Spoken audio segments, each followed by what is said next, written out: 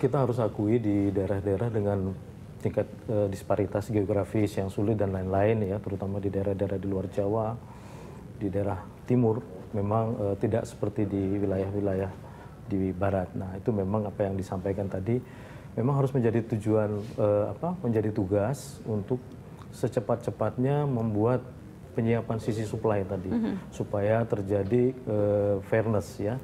Jadi baik misalnya katakanlah penerima bantuan iuran yang di Jawa dan yang di luar Jawa mestinya mendapat benefit yang sama. Nah, meskipun seringkali terjadi hambatan karena perbedaan fasilitas yang ada. Oleh karena itu memang tugas pemerintah pusat dan daerah bersama-sama. Kalau kita lihat sebetulnya dalam konstruksinya pelayanan publik langsung itu kan menjadi tanggung jawab pemerintah daerah ya di era otonomi. Tetapi pusat bersama-sama juga. Jadi memang sudah katakanlah sudah dibuat semacam roadmap ya. Roadmap itu kan teoritis ya, pencapaian-pencapaian pemenuhan di setiap wilayah-wilayah itu. Dan itulah yang harus kita kejar dan itu tentu perlu didukung dengan komitmen yang kuat juga oleh bukan hanya eksekutif ya, tetapi legislatif untuk penganggaran dan lain-lain untuk penyiapan sisi supply tadi. Saya kira itu. Nah, kalau Pak Fabri, seberapa bergantung sih Pak kita terhadap anggaran? Kalau Bapak kan tadi bilang bahwa jangan hanya berpikir dari APBN, tapi logikanya, tapi kenyataannya sampai saat ini kan juga masih bergantung sekali terhadap APBN. Untuk pemenuhan dana kesehatan dua hal yang berbeda ya, kita bicara dua hal yang berbeda. Bahkan target APBN yang 5% untuk digunakan untuk anggaran kesehatan sampai saat ini juga belum terpenuhi kan? Ya, dua hal yang berbeda. Jadi pertama kita bicara dalam konteks Kartu Indonesia Sehat, kemudian berbasis kepada jaminan sosial dengan akar gotong royong. Artinya kita mulai dari filosofi bahwa healthcare is not free. Kesehatan itu tidak gratis, someone must pay, seorang mesti bayarin. Kalau dia tidak mampu, negara turun membayari. Kalau dia mampu, dia harus bayar. Nah, gotong royong ini harus diperbesar. Jadi harus kita paksakan yang mampu ini bergabung sehingga clear di sisi pembiayaan jaminan kesehatannya. Kalau ini sudah clear, kita masuk tahap kedua. Ini kan artinya daya beli masyarakat terjamin, meningkat, purchasing power-nya meningkat. Yang dihadapi kemudian kedua adalah supply-nya, fasilitas kesehatannya ada atau enggak. Ini Pak Kartono sampaikan, sumber daya ada atau enggak. Untuk jangka pendek, paksakan rumah sakit swasta untuk ikut. Kecuali kalau tidak mau, oke, Anda berubah menjadi PT for profit, main pajak di situ. Tapi kalau Anda masih bentuknya yayasan, apalagi yayasan keagamaan, niatnya kan awalnya kan sebetulnya untuk bantu masyarakat. Kalau bicara yayasan keagamaan, jangan kemudian berkedok yayasan keagamaan, kemudian pada saat akan bicara tentang melayan kebutuhan dasar masyarakat, kemudian hitung-hitungannya terlalu tinggi. Padahal kita sudah punya banyak data bahwa surplus itu terjadi di beberapa rumah sakit. Baru kemudian menjawab lebih lanjut Pak Kartono, kalau di situ memang nggak ada sama sekali fasilitas, harus bangun infrastruktur. Di sini APBN baru masuk yang bicara 5% tadi untuk melengkapi gitu. Itu seperti konsep besarnya ya. Di luar bicara public health issues ya.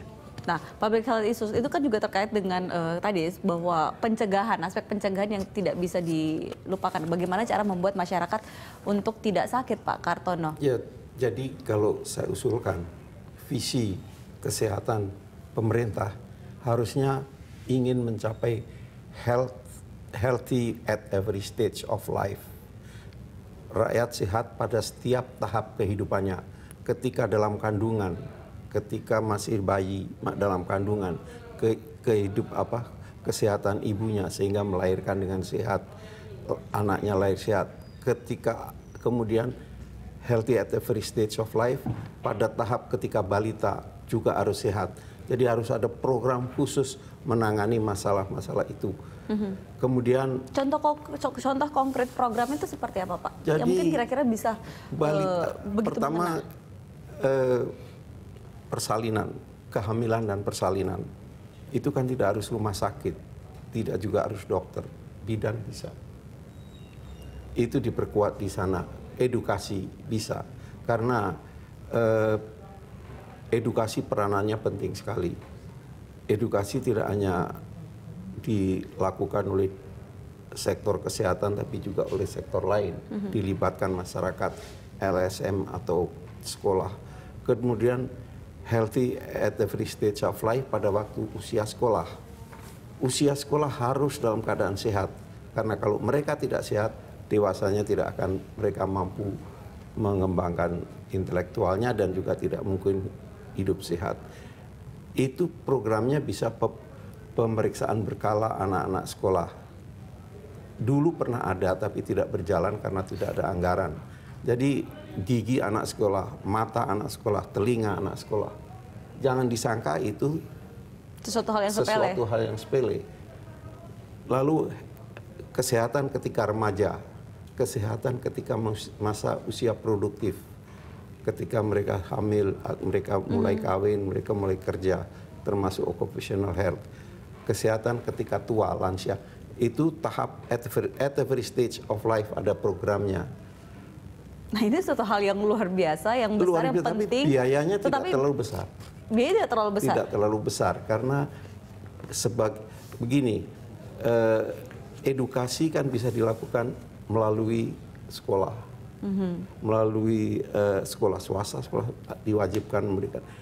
Sekarang pendidikan kesehatan sekolah itu tidak pendidikan kesehatan sekolah, sebagian besar diserahkan kepada guru olahraga dan sifatnya P3K. Kalau ada kecelakaan, guru olahraga tahu bagaimana menangani. Padahal kesehatan sekolah itu seharusnya memperhatikan seperti itu. Nah, itu adalah aspek. Kalau itu dijaga, maka nanti akan yang sakit akan Tapi berkurang. kondisi saat ini itu yang tidak dijalankan. Tidak berjalan. Bukan tidak dijalankan. Programnya pernah ada tapi belum optimal. Ya. Katakanlah. Penyebab belum optimalnya ini kenapa Pak? Mungkin ini bisa menjadi perbaikan di tahun-tahun mendatang. Sebetulnya program-program Kementerian Kesehatan memang sudah disampaikan oleh Dr. Kartono tadi. Life cycle approach, ya, dari semua stage dari tingkat kehidupan itu mesti mesti ada perlindungan lah ya, pemberian kesehatan. Tetapi kita kan bicara dua hal ini. Jadi satu, ketika kita bicara di hilir, apa yang menjadi real persoalan ketika orang di grassroots ada persoalan dengan kesakitan adalah mendapat akses. Nah, itu satu hal yang itu sekarang yang ingin mereka buka, sama seperti halnya pendidikan kan, yang ingin mereka rasakan adalah terbukanya akses terhadap pendidikan. Sama juga dengan kesehatan. Tapi tentu kan karena biasanya dana pemerintah juga terbatas kan, tidak agak sulit sekali untuk mengcover seluruhan begitu. Jadi di satu sisi pada rakyat yang mempunyai kemampuan ekonomi rendah dan sebagainya, begitu ada persoalan kesakitan, jangan dia tidak mendapat akses, ya, berbeda dengan mereka yang mampu. Itulah tadi solidaritas sosial, gotong royong di dalam sistem.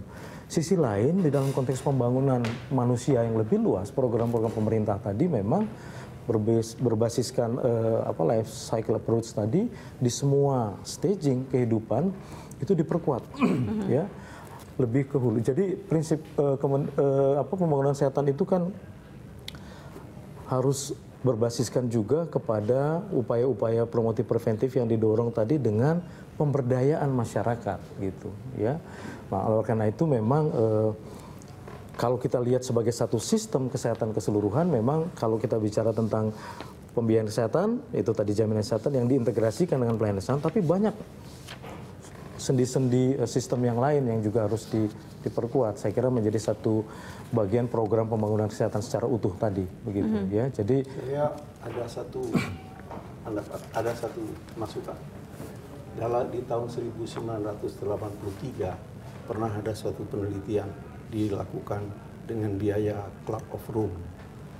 Club of Rome itu satu kelompok politician kayak Adam Malik sama kanselir Jerman Barat waktu itu siapa membuat ini, dan mereka melakukan belum sebelumnya Bernard siapa lupa pokok itu melakukan penelitian di Bangladesh, di Indonesia.